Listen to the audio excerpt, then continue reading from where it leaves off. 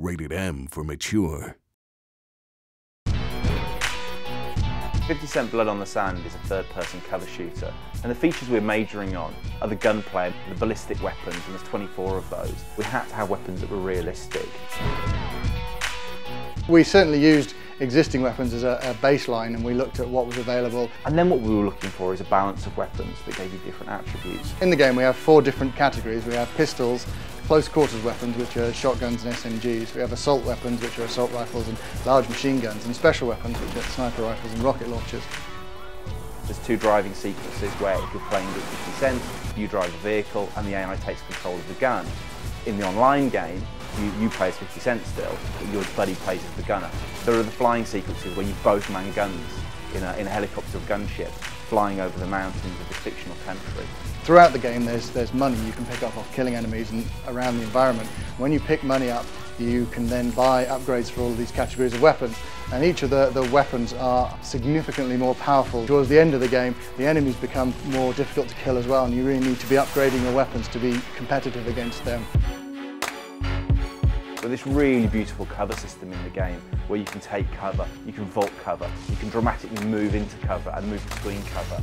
Any object in our game that you could physically get behind can be used as cover. Really, the cover's there for you to recover your health, but we didn't really want a game where you're spending all your time hiding behind cover and sniping out from behind it. So there's a lot of points rewards for getting out and getting in the faces of your enemies. So when we first started developing this title, we knew one of the things we wanted to major on was the multiplayer, to support this idea of 50 Cent working with his crew.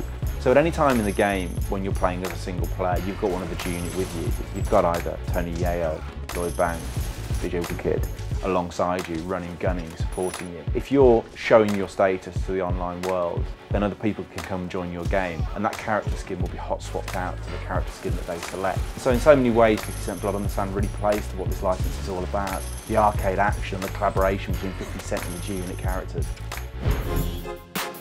We wanted the players, rather than hiding behind cover all the time, we wanted them to be getting out and really getting in the face of their enemies. So we have a counter kill system where if you're close to melee range with an enemy, you can perform a special move on them from a whole palette that we've created of very violent, very interesting special moves. Moves may have between 3 and 5 stages until it's complete. By completing the move, you kill the enemy. It's a guaranteed kill 100% of the time. If you succeed in this, you'll kill your enemy and you'll get a huge score bonus. If you fail the move, you get knocked back and the enemies get a chance to melee you. You start the game with 5 counter kills. As you progress through the game and as you earn loot, you can buy new counter kills from the shop, up to a maximum of 20.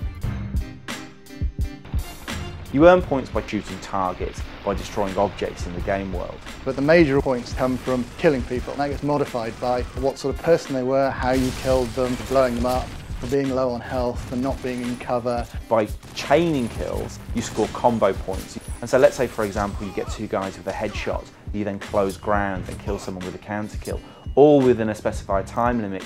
You will get many more points than if you just kill 3 people individually. And if you complete it with certain scores, you'll unlock exclusive 50 Cent tracks, stills, videos, and right at the end, once you've got all of the levels and all of the paths unlocked, you start getting cheat modes that will give you invulnerability and infinite ammo. These points are fed into leaderboards. So you've got bragging rights, you've got comparison rights against everyone else on the World Wide Web, and this massive arcade experience that we've built, it makes it so rewarding and enjoyable to play this game.